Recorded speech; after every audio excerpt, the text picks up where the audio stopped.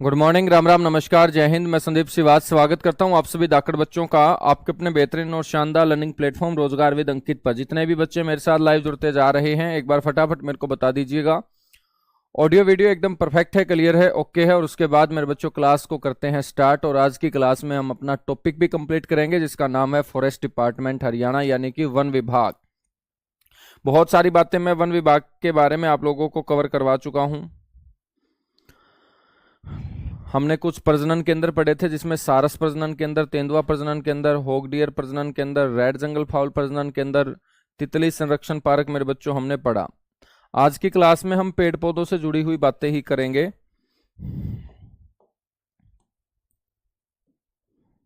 तो हेडिंग डाल लीजिएगा, हरियाणा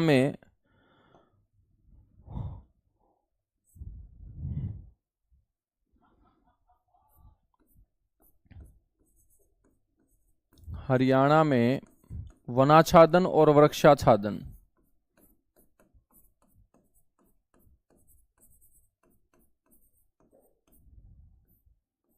हरियाणा में वनाच्छादन और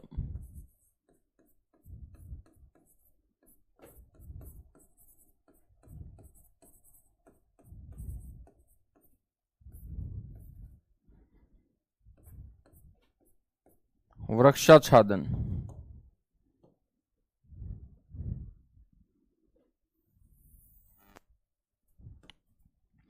सबसे पहले मेरे भाई आपको पता होना चाहिए कि हरियाणा में वन जो पाए जाते हैं ना, वो कितने प्रकार के पाए जाते हैं। तो ध्यान रखना है, चैंपियन और सेठ के अनुसार, चैंपियन और सेठ के अनुसार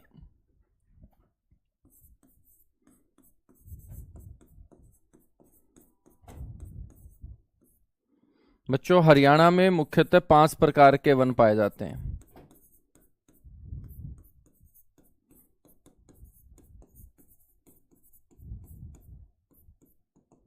हरियाणा में मुख्यतः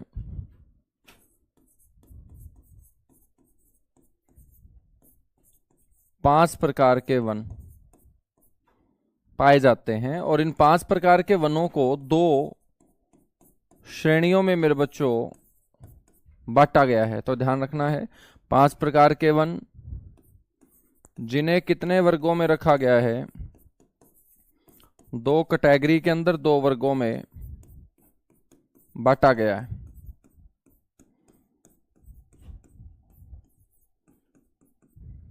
ठीक है, तो 5 प्रकार के वन हैं और इनको कितनी कैटेगरी में बांटा गया है, 2 कैटेगरी के अंदर दोस्त इनको बांटा गया है। 5 प्रकार के वनों में हम चर्चा करें तो सबसे पहले आपको ध्यान रखना है शुष्क पतझड़ वन,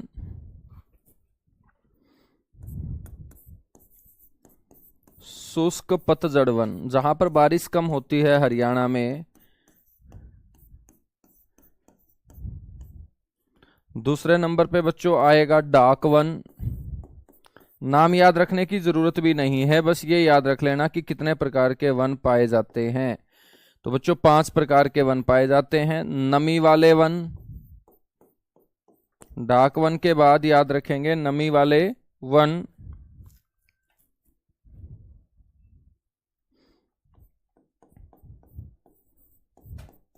चौथे नंबर पे याद रखेंगे उष्णकटिबंधीय वन।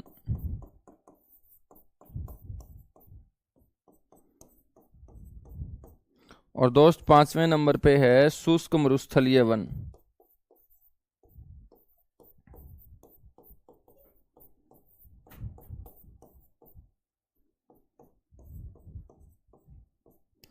उष्णकटिबंधीय वन और शुष्क मरुस्थलीय वन। तो ये 5 प्रकार के वन दोस्त यहां पर क्या हैं, पाए जाते हैं। ठीक है,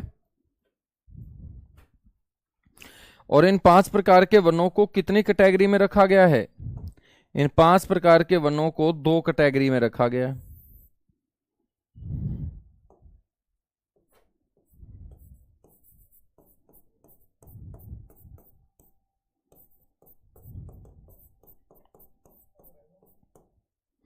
और इन 2 वर्गों में भाई पहला जो वर्ग होगा ना, वो क्या होगा,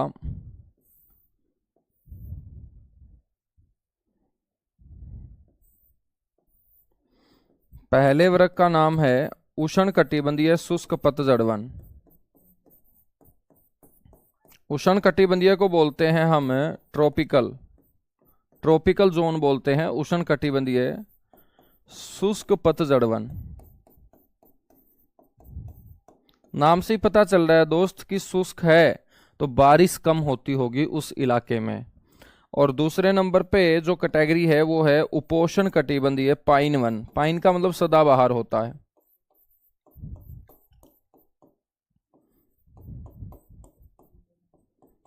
उपोष्ण कटिबंधीय पाइन वन, पाइन का मतलब क्या होगा? सदाबहार होगा। और सदाबहार का मतलब जहां बारिश क्या होगी? ज्यादा होगी। जहां बारिश क्या होगी? ज्यादा होगी। तो सबसे पहली जो कैटेगरी है उसको हम देखते हैं। पहली कैटेगरी है बच्चों उष्णकटिबंधीय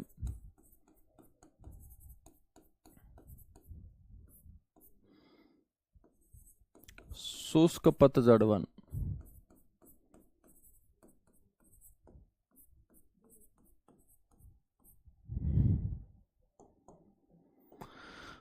दोस्त उष्णकटिबंधीय शुष्क पतझड़ वन कहाँ पर पाए जाएंगे? सबसे पहले तो आपको ये पता होना चाहिए। और पाए जाएंगे जहां पर बारिश 20 से 40 सेंटीमीटर 20 से 40 सेंटीमीटर वर्ष में जहां पर बारिश होगी वहां पर इस प्रकार के वन आपको देखने को मिलेंगे।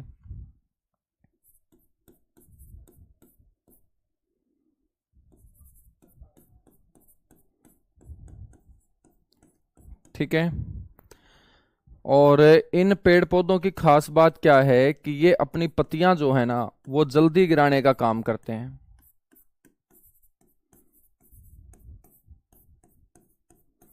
पत्तियां जल्दी गिराने का काम करते हैं शुष्क पतझड़ वन। मेरे बच्चों उदाहरण के तौर पे हम चर्चा करें कि सर ये कौन कौन से पेड़ हैं, तो आपकी आंखों ने आपके आसपास जो भी पेड़ देख रखा है मान लीजिएगा वो हरियाणा का शुष्क पतझड़ वन ही है। जैसे आप लोगों ने क्या देख रखा है दोस्त? शीशम देख रखी होगी। बिल्कुल देख रखा है सर शीशम को। सफेदा आप लोगों ने देख रखा होगा। बिल्कुल देख रखा है। उसके अलावा किक्कर आपने देख रखी होगी। बिल्कुल देख रखी है सर।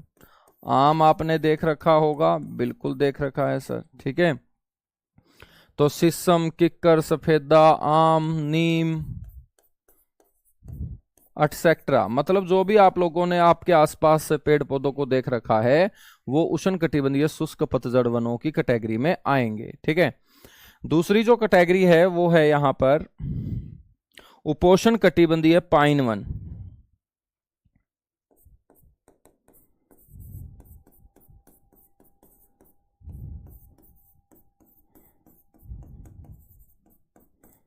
उपोष्ण कटिबंधीय पाइन वन।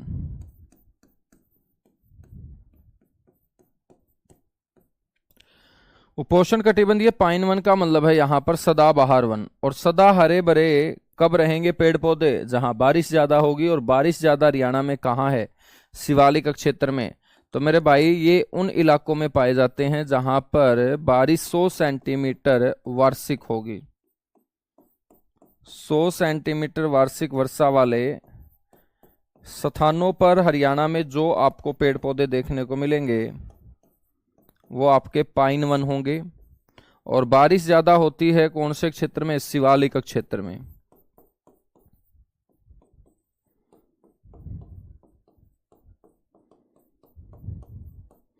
तो शिवालिक क्षेत्र में पाए जाने वाले आपके जो पेड़ पौधे होंगे वो पाइन वन में काउंट किए जाएंगे। उदाहरण के तौर पे हम बात करें, ये अपनी पत्तियां जल्दी नहीं गिराते हैं, इसीलिए तो मेरे बच्चों इनको हमने क्या बोला है? पाइन वन बोला, सदाबहार वन बोला।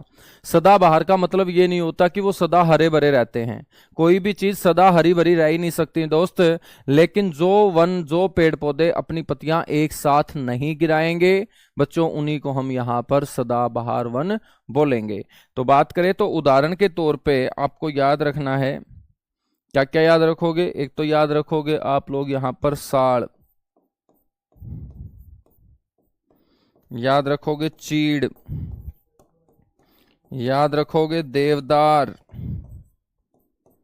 याद रखोगे सरस, याद रखोगे सिंदूर, एटसेट्रा।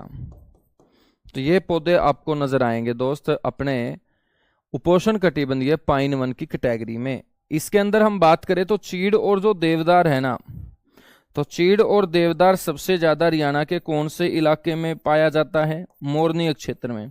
सारी की सारी कीमती लकड़ियां हैं दोस्त ये चीड़ देवदार, जिनके फर्नीचर वगैरह भी आपने सुने होंगे। और साल के जो वन हैं ये कौन से जंगल में आपको मिलते हैं? कलेसर जंगल में। और कलेसर जंगल कहाँ है? यमुनानगर के अंदर है। तो कलेसर जंगल है, साल के वनों के लिए फेमस है। सरस और सिंदूर जो है ना, ये भी कलेसर जंगल में ही आपका सबसे ज्यादा पाया जाने वाला पेड़ होगा। सिंदूर का भी पौधा होता है जो अपनी माताएं बहनें मांग में भरती हैं, वो इसी पौधे से आपका तैयार होता है सिंदूर। ठीक है ना, इसी पौधे से आपका क्या होता है? वो तैयार होता है। याद रखोगे।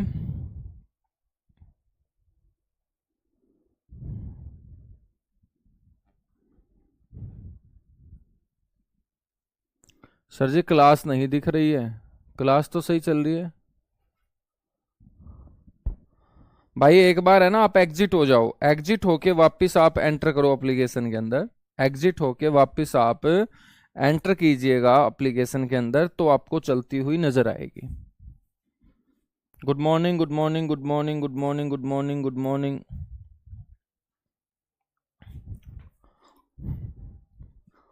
बच्चों हम बात करें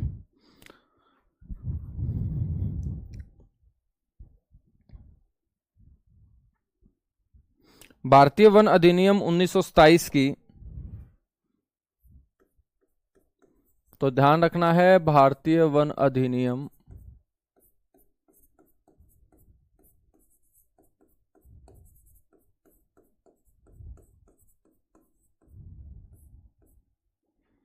1927 की धारा 38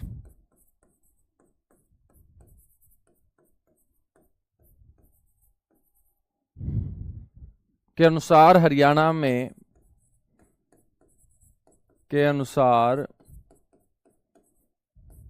हरियाणा के वनों को 3 भागों में हम बांटते हैं।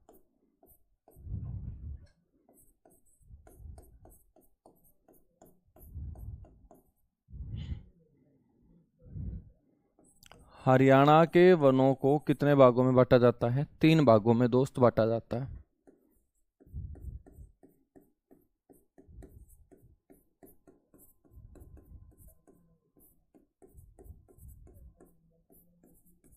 और ये 3 भाग कौन से हैं? इनमें एक है आरक्षित वन। आरक्षित वन वो वन होते हैं जिनमें आम आदमी प्रवेश नहीं कर सकता, जिनके हाथ नहीं लगा सकता है, उन्हें हम आरक्षित वन बोलते हैं। आरक्षित का मतलब होता है जिसके साथ छेड़छाड़ न की जाए, उसी को हम क्या बोलते हैं? आरक्षित बोलते हैं। और आरक्षित वन जो है अपने हरियाणा के अंदर वो 15.97% आपको बोलना है। ठीक है। दूसरी जो कैटेगरी है दोस्त वो है संरक्षित वन, कंजर्वेटिव फॉरेस्ट बोल देंगे, संरक्षित वन। और संरक्षित वन यदि आपसे पूछ ले हरियाणा में कितने % हैं, तो आपको बोलना है 74.28% वन है। उसके बाद मेरे बच्चों जो तीसरी कैटेगरी है ना, उसको डिफाइन नहीं किया गया, उसको बोलेंगे अवर्गीकृत। मतलब ये इन 2 के अलावा जितने भी वन बचे हैं उसको इस कैटेगरी में डाल दिया गया। अवर्गीकृत वन इसे बोलते हैं। और अवर्गीकृत वन हरियाणा में सबसे कम पाए जाते हैं, 9.75%। मोनिका मंडे से शो होगी, गुड़िया मंडे से शो होगी, और उसके बाद आप लोग जो हैं फिर बुक की तरफ जा सकते हैं। ठीक है ना, तो ये आप लोगों को ध्यान रखना है। रखोगे ध्यान?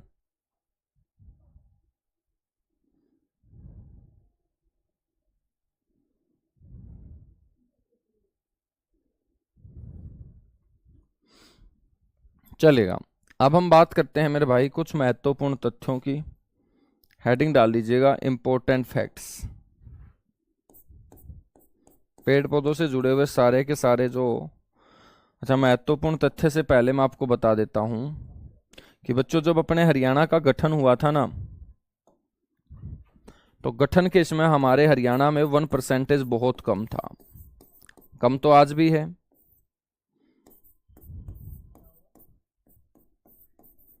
तो गठन के समय हरियाणा में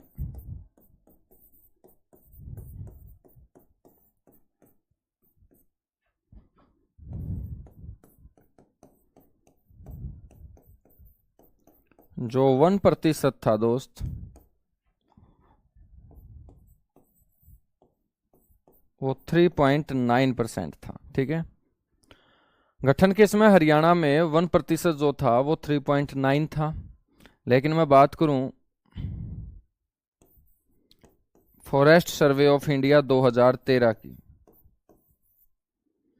एफएसआई 2013 के अनुसार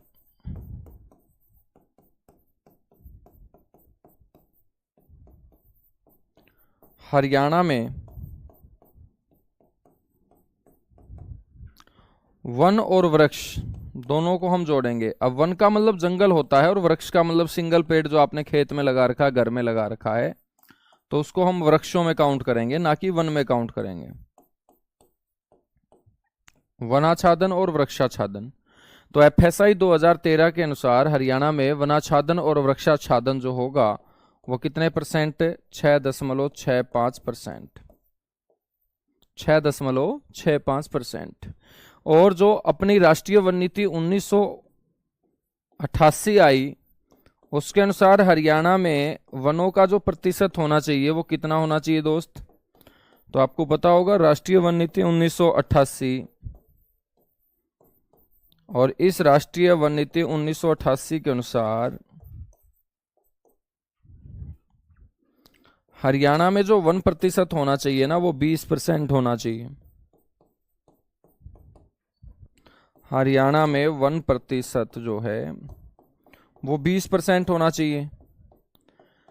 अब देखिएगा, गठन के समय से हरियाणा में वनों की संख्या बहुत कम रही है। तो मेरे बच्चों, अलग अलग समय पे अलग अलग सरकारों ने वनों का विस्तार बढ़ाने के लिए अपने स्तर पर जो प्रयास किए हैं, उन्हीं प्रयासों को हम पढ़ेंगे जो आपके एग्जाम में पूछे जाएंगे। तो यहां पर हमारा जो लक्ष्य है, सरकार का जो लक्ष्य है, वो हरियाणा के अंदर 1% 20% करना है। क्योंकि जब 20% हमारा वनों से भर जाएगा क्षेत्र, पेड़ पौधों से भर जाएगा हरियाणा का क्षेत्र, तो हरियाणा अपने खोए हुए पारिस्थितिकी तंत्र, इकोलॉजिकल सिस्टम को वापस प्राप्त कर लेगा। और यहाँ पर समय पे बारिश होगी, समय पे सर्दी होगी, समय पे गर्मी होगी, सारी चीजें समय पे चलेंगी, तो इकोलॉजिकल सिस्टम बैलेंस में आ जाएगा। उसके लिए मेरे बच्चों हरियाणा सरकार ने क्या क्या कदम उठाए ठोस, उसके बारे में चर्चा करेंगे। तो हेडिंग डालिएगा, हरियाणा सरकार द्वारा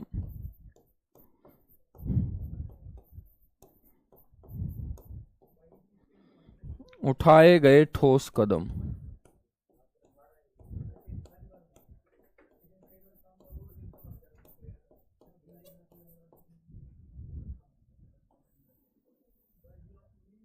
ठीक है, हरियाणा सरकार के द्वारा उठाए गए ठोस कदम। इन ठोस कदमों में ध्यान रखेंगे सबसे पहले कि यहां पर हरियाणा सामाजिक वानिकी योजना को बच्चों शुरू किया जाता है। समाज के सभी लोगों को पेड़ पौधे ज्यादा से ज्यादा लगाने के लिए प्रेरित किया जाता है। और हरियाणा सामाजिक वानिकी योजना, वानिकी का मतलब है वन।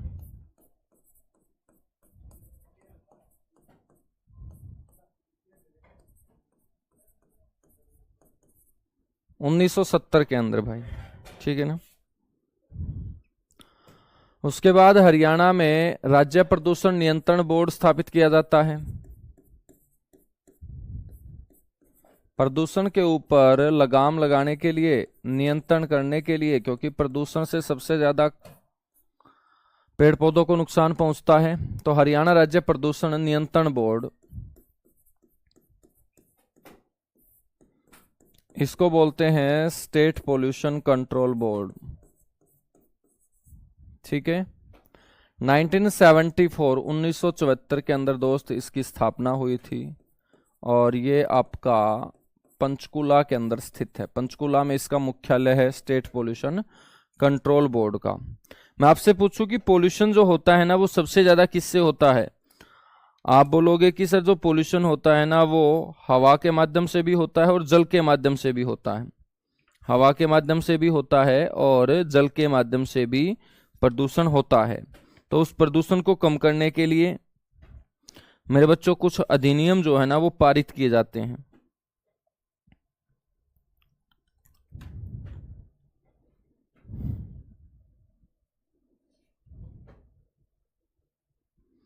ठीक है, कुछ अधिनियम पारित किए जाते हैं। उन्हीं में हम अधिनियमों में पढ़ेंगे कि आपका एक जल प्रदूषण अधिनियम पारित किया जाएगा, एक वायु प्रदूषण अधिनियम जो है ना वो पारित किया जाएगा।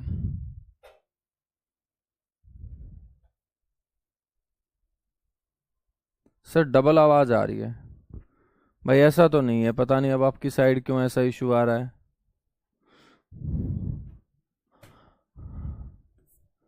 पेड़ पौधों का विस्तार बढ़ाने के लिए हरियाणा में एक प्रोजेक्ट शुरू किया गया, उसको बोलते हैं grinning of Haryana. Grinning of Haryana.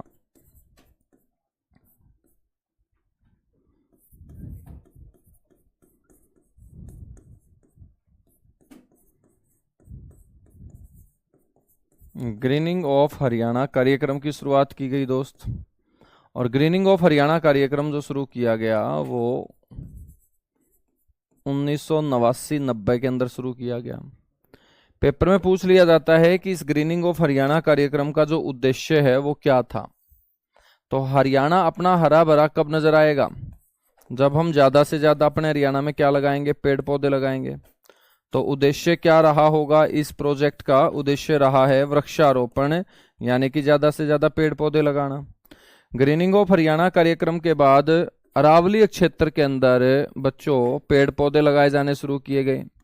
इसको बोलेंगे अरावली पर्वत श्रृंखला पुनर्वास योजना।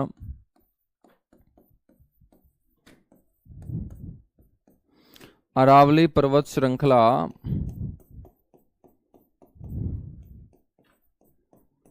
पुनर्वास योजना। दोस्त अरावली पर्वत श्रृंखला पुनर्वास योजना जो है ना वो आपकी 1990-91 के अंदर क्या की गई थी? शुरू की गई थी। 1990-91 में उसे क्या है? शुरू किया गया था। अब इस योजना का उद्देश्य भी क्या होगा? उद्देश्य होगा अरावली क्षेत्र में वृक्षारोपण।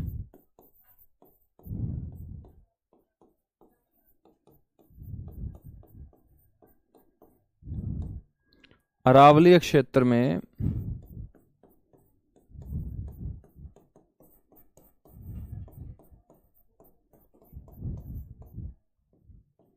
वृक्षारोपण।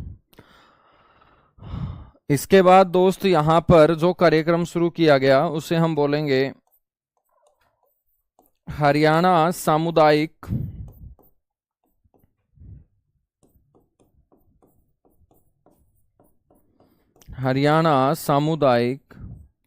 वानिकी परियोजना। एक प्रोजेक्ट और शुरू किया गया पेड़ पौधों को लेकर जो लगातार हरियाणा में 9 सालों तक चला था दोस्त, हरियाणा सामुदायिक वानिकी परियोजना। और आपसे कोई पूछ ले कि ये परियोजना जो है ना वो कब शुरू हुई थी? ये दोस्त 1998-99 में शुरू हुई थी। ठीक है, 98-99 में शुरू हुई थी। और इसमें सबसे पहले 11 जिलों के 338 गांवों को शामिल किया गया था। ये जो योजना है ना ये सबसे पहले 11 जिलों के अंदर चली थी और 11 जिलों के कितने गांवों को शामिल किया गया था? 338 गांवों को। तो 11 जिलों के 338 गांवों को इस योजना के साथ जोड़ा गया था। योजना का उद्देश्य क्या था? कि समाज के हर वर्ग को साथ लेके ज्यादा से ज्यादा हरियाणा के अंदर क्या करवाना है? वृक्षारोपण करवाना है। तो हरियाणा सामुदायिक जो परियोजना है इसका उद्देश्य जो था दोस्त वो था वृक्षारोपण, ताकि अपने हरियाणा के अंदर वनों की प्रतिशतता जो है वो 20% की जाए।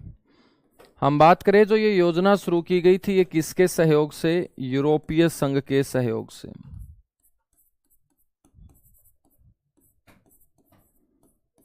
तो इसे किसके सहयोग से दोस्त शुरू किया गया था? तो यूरोपीय संघ के सहयोग से ये जो योजना है ना, ये चलाई गई थी। ठीक है, तो यूरोपीय संघ के सहयोग से इसे चलाया गया था। गुरुजी वीडियो रुक रही है, वीडियो रुक रही है, ये बंद करके चला दिया। ठीक है, यहां तक बातें क्लियर हुई? एक बार फटाफट बताएंगे, उसके बाद आगे बढ़ेंगे भाई।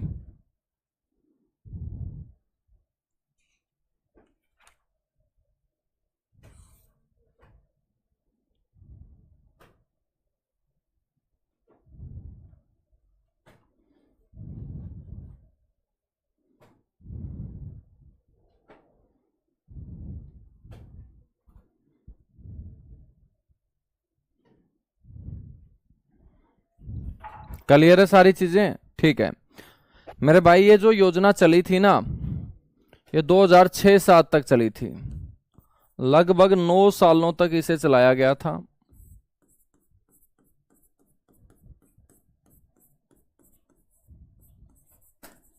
और 2006-07 तक ये क्या है, चली थी।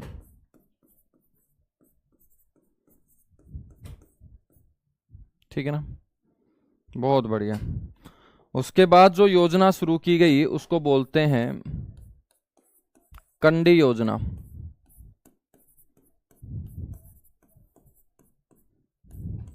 कंडी योजना देखिएगा, एक पर्वतीय क्षेत्र अरावली था जहां पर हमने अरावली पर्वत श्रृंखला पुनर्वास योजना के तहत वृक्षारोपण किया।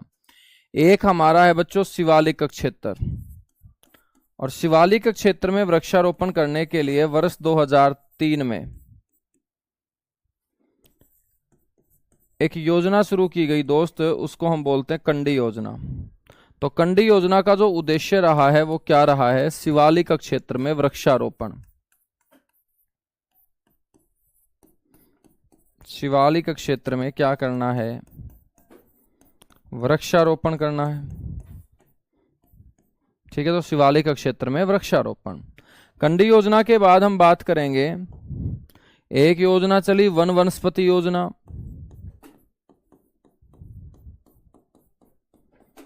वन वनस्पति योजना पेड़ पौधों से संबंधित है सारी की सारी ये योजनाएं। तो दोस्त वन वनस्पति योजना की जो शुरुआत हुई थी ना, ये हरियाणा गठन के दिन हुई थी, साल 2003 का ही था। तो 1 नवंबर 2003। ठीक है, और इस योजना का जो उद्देश्य रहा है वो क्या रहा है?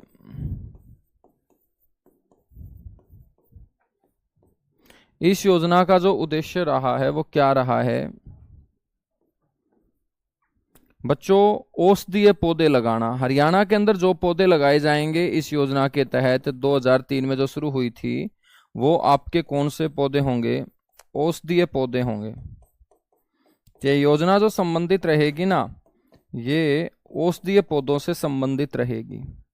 ठीक है, वन वनस्पति योजना के बाद बच्चों हरियाणा सरकार ने, जब भूपेंद्र सिंह हुड्डा हरियाणा के मुख्यमंत्री थे, तो उन्होंने पेड़ पौधों के लिए अपनी खुद की एक पॉलिसी तैयार की, उसको बोलते हैं स्टेट फॉरेस्ट पॉलिसी, राज्य वन नीति। बड़ा इंपॉर्टेंट क्वेश्चन है कि हरियाणा सरकार ने अपनी खुद की राज्य वन नीति जो है ना, वो कब लागू की थी?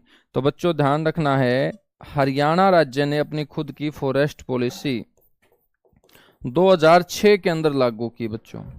और इस फॉरेस्ट पॉलिसी के लागू करने के पीछे सरकार की जो मंशा थी, उद्देश्य था, वो क्या था?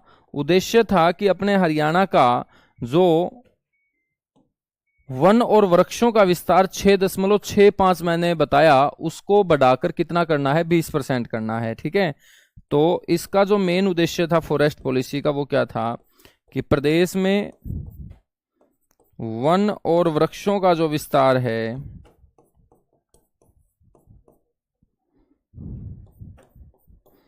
वन और वृक्षों का जो विस्तार है वो भाई 6.65 से बढ़ाकर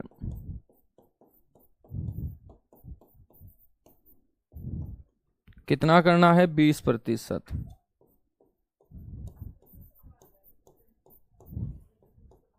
कितना करना है? 20% करना है, क्योंकि 20% हमारा विस्तार हो जाएगा तो सीधी सी बात है भाई, फिर हरियाणा का इकोलॉजिकल सिस्टम जो है ना वो क्या हो जाएगा। सर कलेसर नेशनल पार्क को दर्जा कब मिला था? 2003 में मिला था भाई, 8 दिसंबर 2003 को कलेसर को नेशनल पार्क का जो दर्जा है ना वो मिला था। ठीक है, चलेगा। राज्य वन नीति के बाद हम बात करते हैं फिर पेड़ पौधों के लिए सरकार ने फिर और बहुत सारे कार्यक्रम चलाए। उन कार्यक्रमों में हम बात करें तो भाई घर घर हरियाली कार्यक्रम की शुरुआत की गई।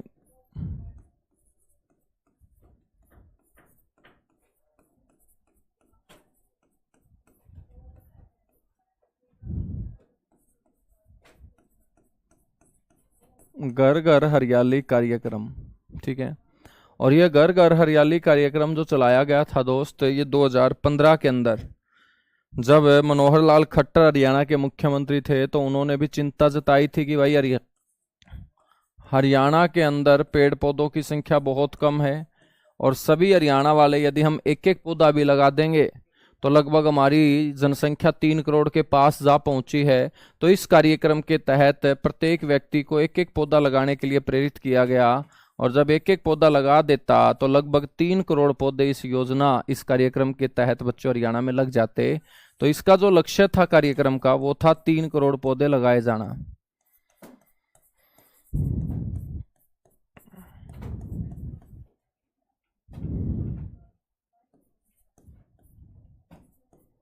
तो लगभग 3 करोड़ पौधे इस घर घर हरियाली कार्यक्रम के तहत मेरे भाई लगाए जाने निर्धारित हुए। पेड़ पौधों को लेकर तरु दिवस की शुरुआत की गई। और आपसे क्वेश्चन पूछ ले कि हरियाणा राज्य में तरु दिवस, पेड़ पौधों से संबंधित जो दिवस है वो कब मनाया जाता है? तो याद रखेंगे दोस्त, 15 जुलाई हरियाणा तरु दिवस के रूप में मनाया जाता है। 15 जुलाई हरियाणा तरु दिवस के रूप में मनाया जाता है। ठीक है, तरु दिवस के बाद हम बात करेंगे, यहां पर पौधागिरी अभियान शुरू किया जाता है।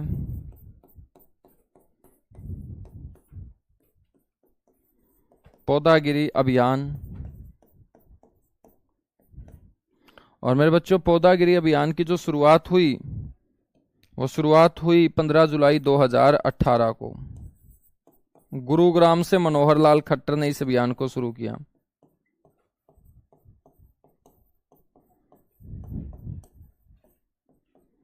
शुरुआत 15 जुलाई 2018 गुरुग्राम मनोहर लाल खट्टर द्वारा।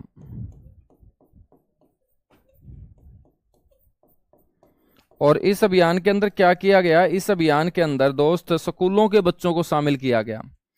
और मैं बात करूं तो 6ठी से लेके 12वीं तक, ठीक है, लगभग 22 लाख बच्चों को शामिल किया गया था बच्चों।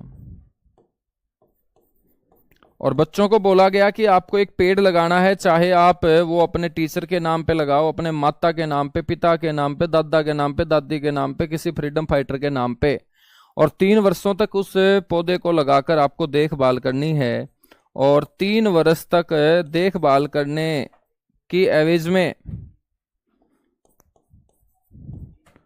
हम 100 रुपये वार्षिक आपको दिया करेंगे। मतलब 3 साल में कितने रुपए हो जाएंगे भाई? 300 रुपये एक बच्चे को दिए जाएंगे यदि वो 3 साल में उस पौधे को अच्छे से संभाल के रखता है। क्योंकि पौधे को बच्चों 3 साल ही जरूरत होती है, उसके बाद जो है ना वो फिर सारी की सारी चीजें झेल लेता है। तो 3 साल तक किसी भी पौधे को पालना होता है अच्छे से। और यदि कोई भी स्कूली बच्चा 6ठी से लेकर 12वीं तक का जो इस अभियान में जुड़ा होगा, यदि वो अच्छे से पौधा लगा के उसकी देखभाल कर लेगा तो 6 महीने के बाद 50 रुपए, लेकिन मैंने साल के यहाँ कितने लिख दिए? 100 रुपए। तो 3 साल तक मेरे भाई उसको सरकार जो है कितने रुपए दे देगी? 300 रुपए दे देगी। और इसी अभियान को बोलते हैं पौधागिरी अभियान। क्या बोलते हैं? पौधागिरी अभियान। ठीक है, यहां तक भाई क्लियर हुआ? बताओ एक बार फटाफट, उसके बाद हम आगे बढ़ेंगे। उसके बाद हम आगे बढ़ेंगे दोस्त।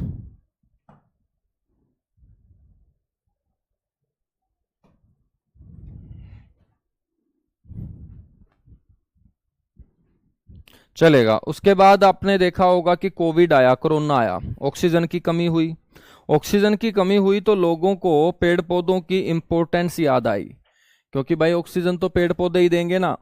कोविड के बाद, कोरोना के बाद जब ऑक्सीजन की कमी हुई तो ऑक्सीजन देने वाले, बड़ी मात्रा में ऑक्सीजन देने वाले पेड़ पौधे लगाने की शुरुआत हरियाणा में हुई, और उसको बोलते हैं ऑक्सीवन योजना।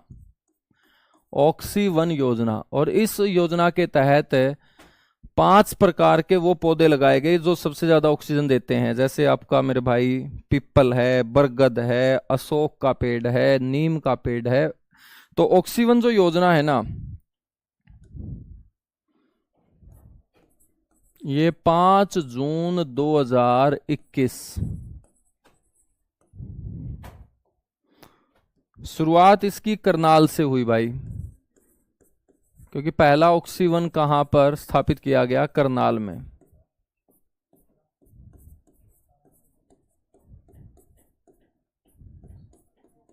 शुरुआत करनाल से, किसके द्वारा? मनोहर लाल खट्टर के द्वारा।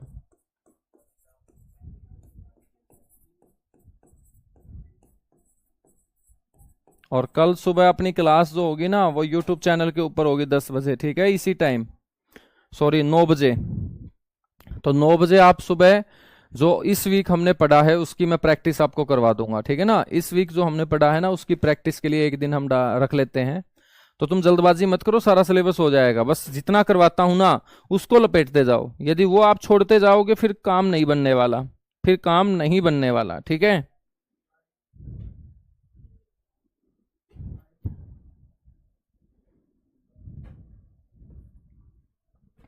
बच्चों 5 जून 2021 को एक और योजना को शुरू किया गया।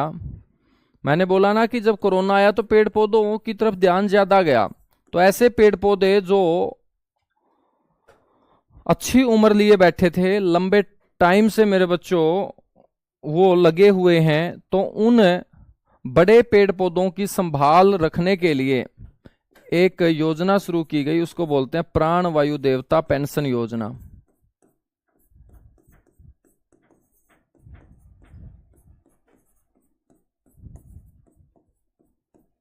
प्राण वायु देवता पेंशन योजना।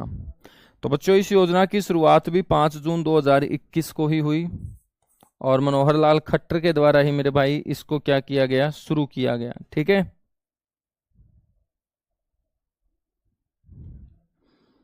तो शुरुआत इसकी हुई है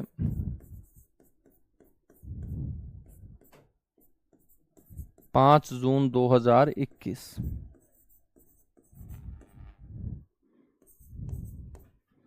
और 75 साल से ऊपर, यानी कि कोई भी पौधा जो 75 साल से ऊपर का होगा, 75 वर्ष या इससे ऊपर,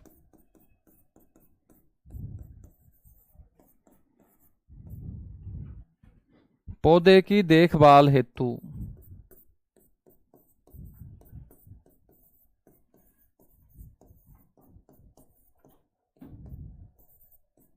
बच्चों 2,500 रुपये पेंशन के रूप में दिए जाएंगे। इसको बोलते हैं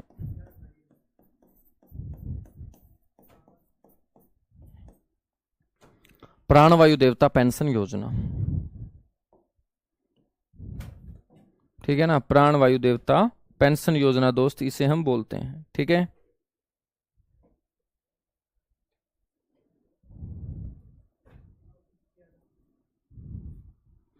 नेक्स्ट आपको ध्यान रखना है, Haryana non biodegradable garbage control act मेरे बच्चों लाया गया। हरियाणा नॉन बायोडिग्रेडेबल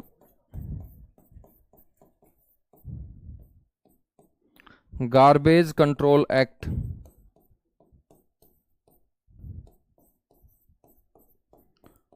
और दोस्त ये जो एक्ट लाया गया था ये 1998 में लाया गया था, 1998 के अंदर। हरियाणा पर्यावरण एवं संरक्षण शोध समिति का बच्चों गठन हुआ, और इसका गठन हुआ था चरखी दादरी के अंदर। कहां पर? चरखी दादरी के अंदर। ठीक है, तो आपको ध्यान रखना है हरियाणा पर्यावरण एवं संरक्षण समिति। आपसे पूछ ले कहाँ है तो आप बोलेंगे गुरुजी ये चरखी दादरी में। कहाँ है? चरखी दादरी में। आपको ध्यान रखना है पर्यावरण शोध अधिनियम पारित हुआ 1986 के अंदर।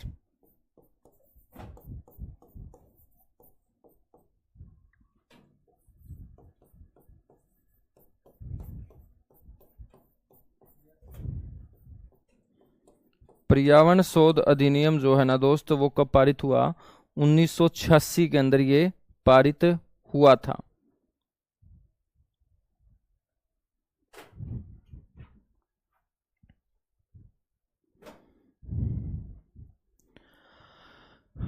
ध्यान रखना है आपको जल प्रदूषण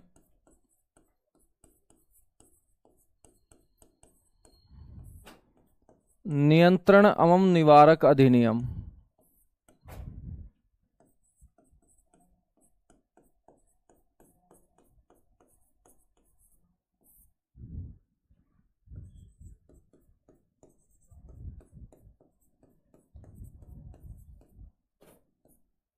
उन्नीस सौ चौहत्तर के अंदर दोस्त पारित हुआ। वायु प्रदूषण नियंत्रण एवं निवारक अधिनियम।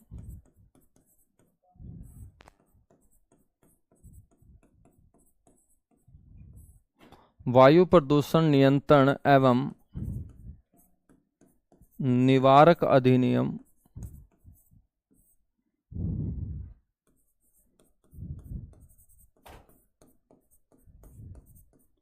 1981 में पारित हुआ।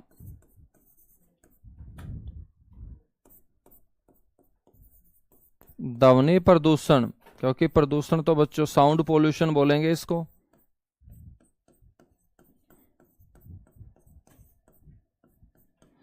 तो ध्वनि प्रदूषण नियंत्रण एवं निवारक अधिनियम।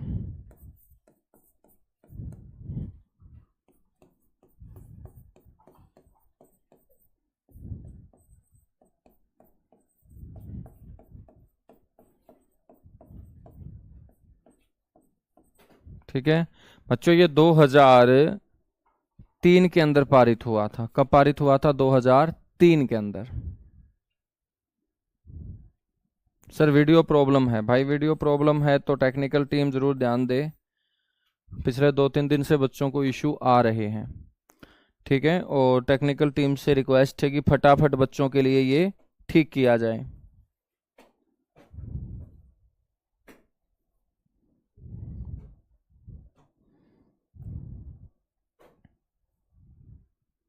ठीक है भाई, यहां तक बातें क्लियर हुई? ठीक है, आपसे क्वेश्चन एक करंट अफेयर का ये भी पूछ सकता है कि वायु की गुणवत्ता जांचने के लिए प्रोजेक्ट एयर केयर की शुरुआत हरियाणा में कहां से हुई है? तो वायु की गुणवत्ता जांचने के लिए प्रोजेक्ट एयर केयर की जो शुरुआत है दोस्त, वो गुरुग्राम से की गई है। कहां से की गई है? गुरुग्राम से की गई है। फटाफट नोट कीजिएगा, और 5-7-10 बातें और हैं, उसके बाद मेरे भाई ये टॉपिक अपना हो जाएगा कंप्लीट, और फिर अगली क्लास में कोई नया टॉपिक हम जो है ना वो शुरू करेंगे।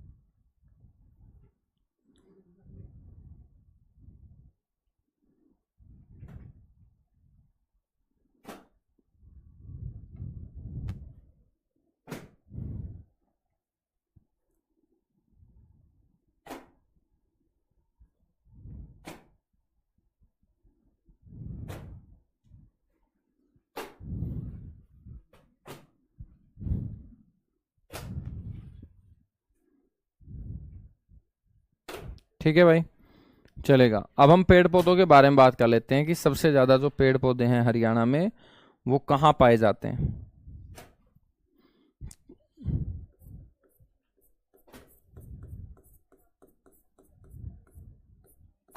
तो ध्यान रखेंगे सबसे पहले दोस्त, सबसे अधिक वन क्षेत्र,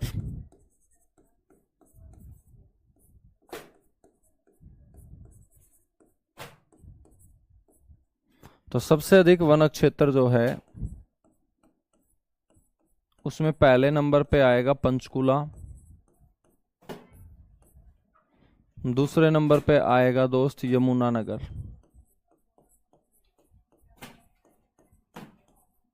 कौन आएगा, यमुनानगर। ठीक है, आपसे कोई पूछ ले कि सबसे कम वन क्षेत्र वाला जिला,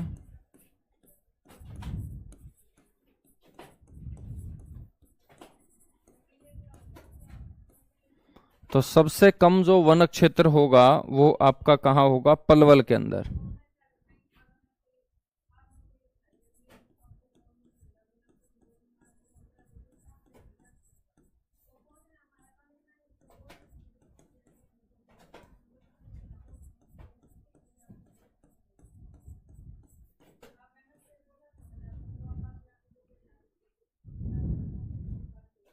ठीक है, तो पलवल और पानीपत। सर जी प्रैक्टिस कैसे करें, प्रैक्टिस करवाऊं तो गा, कल सुबह बोला तो है कि कल सुबह मिलेंगे हम 9 बजे। ठीक है, तो पूरे वीक की जो प्रैक्टिस है वो यूट्यूब चैनल के ऊपर करेंगे, अपना जो RW state exam YouTube channel है वहां पर। ठीक है बच्चों, आपसे पूछ ले कि सबसे ज्यादा 1%, देखिएगा वन क्षेत्र अलग चीज है और 1% अलग चीज है। तो जहां पर जमीन कम है और पेड़ पौधे ज्यादा हैं तो वहां पर 1% क्या होगा, ज्यादा होगा। तो सबसे ज्यादा जो 1% वाला जिला होगा वो आपका पंचकुला ही होगा। और दूसरे नंबर पे हम बात करेंगे तो वो आएगा यमुनानगर।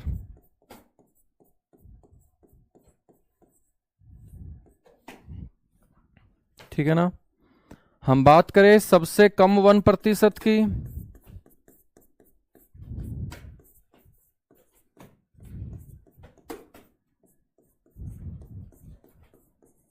तो दोस्त सबसे कम 1% में फतेहाबाद आएगा, क्योंकि फतेहाबाद का एरिया ज्यादा है और पेड़ पौधे एरिया के मुताबिक नहीं है, तो वहां पर 1% क्या होगा, कम होगा।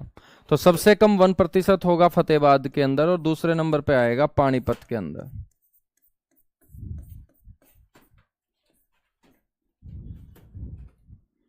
फतेहाबाद के अंदर और पानीपत के अंदर, तो ये आपको ध्यान रखना है, सबसे कम 1% फतेहाबाद और उसके बाद पानीपत दोस्त। यदि हम बात करेंगे यहां पर सघन वनों की, तो सबसे ज्यादा जो सघन वन वाला क्षेत्र होगा ना वो कौन सा होगा, पंचकुला होगा।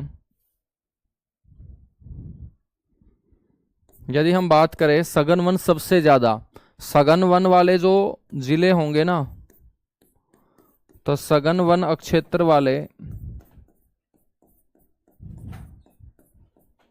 जिले आपके होंगे दो, एक पंचकुला और एक यमुनानगर। एक पंचकुला और एक यमुनानगर। ठीक है, हम बात करें तो राज्य में सर्वाधिक सघन वन क्षेत्र वाला जिला कौन सा है,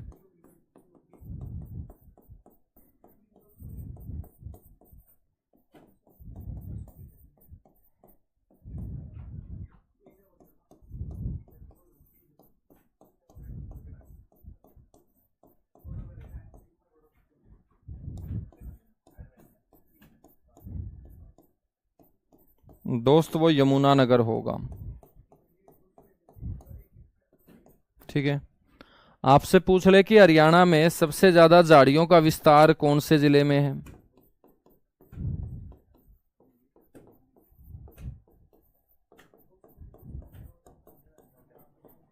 तो सबसे ज्यादा झाड़ियों का विस्तार महेंद्रगढ़ जिले में।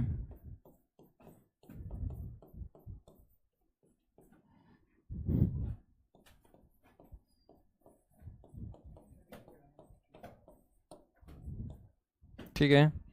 आपसे पूछ ले कि ऐसा जिला जहां कोई भी झाड़ी नहीं है।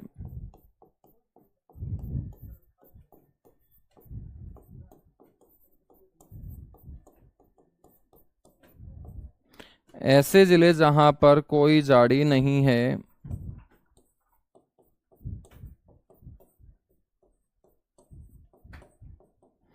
दोस्त उनमें एक तो जींद आएगा और एक करनाल आएगा। जींद और करनाल में आपको झाड़ियों की संख्या न के बराबर नजर आएगी। ठीक है, ऐसा नहीं है कि एक भी झाड़ी नहीं है।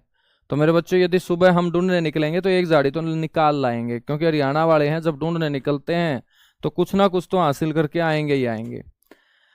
तो बच्चों, ऐसा जिला जहां पर कोई झाड़ी नहीं है वो जींद और आपका करनाल होगा। और इसके अलावा एक दो क्वेश्चन और मेरे दिमाग में ये आ रहा है कि सबसे ज्यादा पाया जाने वाला घास,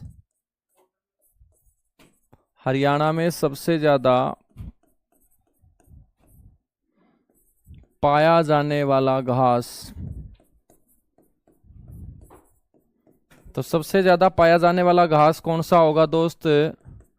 तो आपको ध्यान रखना है सरकंडा, जो नहरों और नदियों के किनारे उगा होता है ना, सरकंडा। और सरकंडे का यूज मुड्डे बनाने में किया जाता है बच्चों।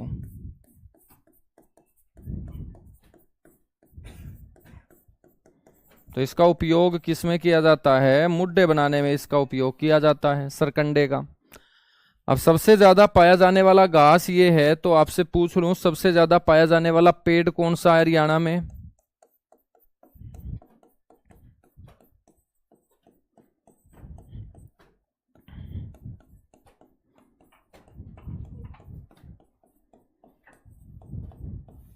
तो सबसे ज्यादा पाया जाने वाला पेड़ है दोस्त यूकलिप्टिस। यूकलिप्टिस जिसको बोलते हैं सफेदा।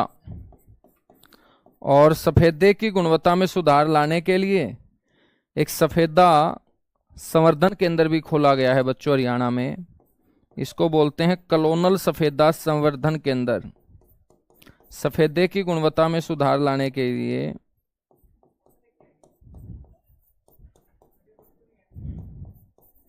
शोठी कला गांव के अंदर।